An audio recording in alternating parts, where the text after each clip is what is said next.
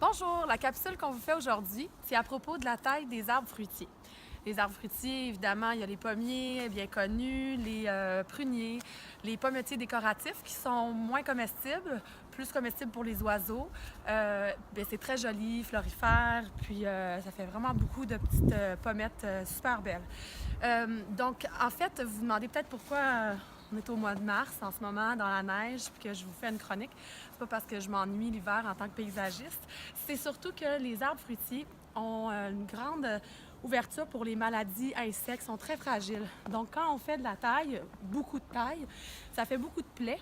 Puis si on fait ça dans les périodes humides et chaudes, comme printemps, été, automne, il y a plus de risques de maladies qui vont pénétrer. Alors, c'est bien de le faire en mars. Ça va quand même guérir pendant ce mois-là, puis c'est plus sec, c'est plus facile pour eux. Il y a beaucoup de raisons pour faire la taille des arbres fruitiers. Il y a la taille de formation. En fait, si on trouve que notre arbre est trop gros puis on veut refaire son port, ou si on n'aime pas la forme, qu'on veut refaire la forme, c'est vraiment tous les bourgeons externes qui sont taillés. Il y a aussi la taille réparatrice. S'il y a eu une blessure, une fissure, puis qu'on veut aller réparer une branche. Il y a la taille quand il y a justement des maladies ou des insectes pour enlever des nids de chenilles, enlever des zones très affectées par une maladie, un champignon. À ce moment-là, il faut vraiment toujours désinfecter la lame entre chaque coupe. C'est super important pour ne pas étendre la maladie partout dans l'arbre. C'est vraiment important. Avec de l'alcool à friction, un petit coton, c'est tout simple. Et puis, il y a la taille de prévention. La taille de prévention, c'est pour que l'arbre ait une croissance intéressante pour les fruits, puis pour lui-même, en fait, pour son confort. Donc, je donne un exemple qui arrive souvent chez les pommiers, pommetiers.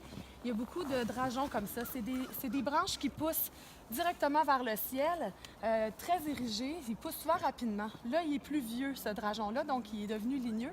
Mais en fait, il n'est pas très bon pour l'arbre parce que c'est pas une branche solide.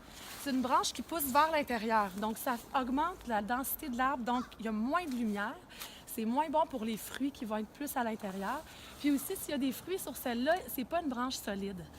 Ça, c'est une des raisons. Et puis en plus, souvent, ces drageons-là vont se mettre à frotter sur des branches importantes. Avec le vent, quand il va grossir, ça va faire du frottement, ça va ouvrir des plaies, puis ce ne sera pas bon pour l'arbre. Donc, c'est ces branches-là qu'on élimine le plus possible. Donc, la façon de tailler, il y a deux choses importantes à retenir. Il faut toujours tailler dans un angle qui est dirigé vers la branche, le dernier bourgeon qu'on laisse. Il ne faut jamais laisser de bout sans bourgeon. Donc, disons qu'on veut couper cette branche-là. On va aller chercher jusqu'au bord ici. On va diriger dans l'angle pour envoyer toute l'énergie dans la branche. Si elle était blessée ici, puis qu'on voulait couper juste cette partie-là, vous voyez l'angle ici, on dirige toute l'énergie dans la bonne branche, puis on ne laisse pas un bout ici pour faire une plaie, de l'énergie qui est perdue. Donc ça serait une branche bien coupée. Alors voilà, ça semble très complexe. Il y a encore beaucoup d'autres choses à apprendre sur la taille, mais ça vous donne des idées de base. Puis avec une vidéo, ce qui est intéressant, c'est que vous pouvez le reculer puis l'écouter plusieurs fois, si jamais je vous ai mélangé un peu.